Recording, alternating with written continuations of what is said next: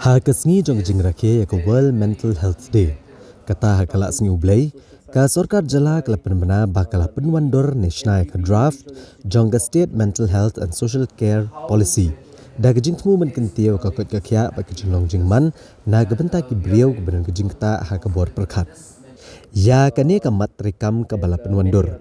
Lapen bana do menteri keterat ka kot kakya James PK Sangma ha ka jing dan lang Principal Secretary Ketenat Kakot Kakya Usampat Kumar, Secretary Ketenat Kakot Kakya Ikong RM Korba, DHS Research Dr. SS Nongbri, Specialist Psychiatry ke Civil Hospital Shillong Dr. AK Roy, Belongru Nodal Officer Jongkan National Mental Health Program, Joint Director ke DHS MI Dr. YA Pira Bat Kiwe.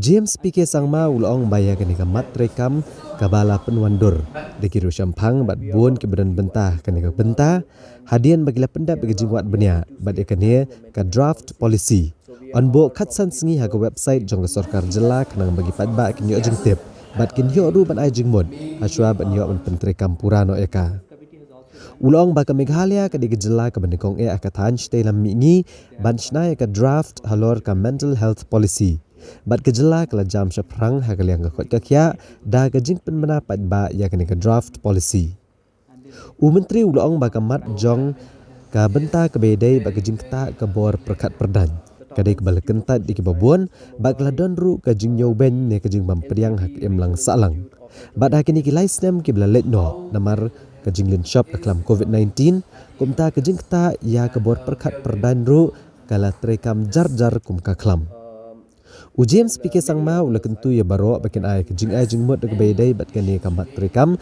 kanang ba onla ban penjanai syu. Sampat Kumar ulong ba kejing temu jong kani ka polisi kedai ban ai kejing sumar ka ba biang bha ya kiberan kejing kata ha kabor perkat bat kumjo ban snotho khambha syapang kani. Ulong ba kejing rake ka World Mental Health Day kedai shibenta ban pesutho ikipat ba syapang kani ka benta. Bat ban pensutho ikibreu bakim dei ban sngu tho bakla hak bai dei bat kibreu kiberan ka jingsha akta hagabor perkat if you go by the district mental health program and all there is a particular number is there in fact it is there in the document if you can see the document. The problem also comes from the fact, as Principal Secretary was mentioning, about stigma. So there are many cases who do not come forward, or they don't want further social stigma attached to their loved ones or their children. So they stay away from from seeking medical care towards that.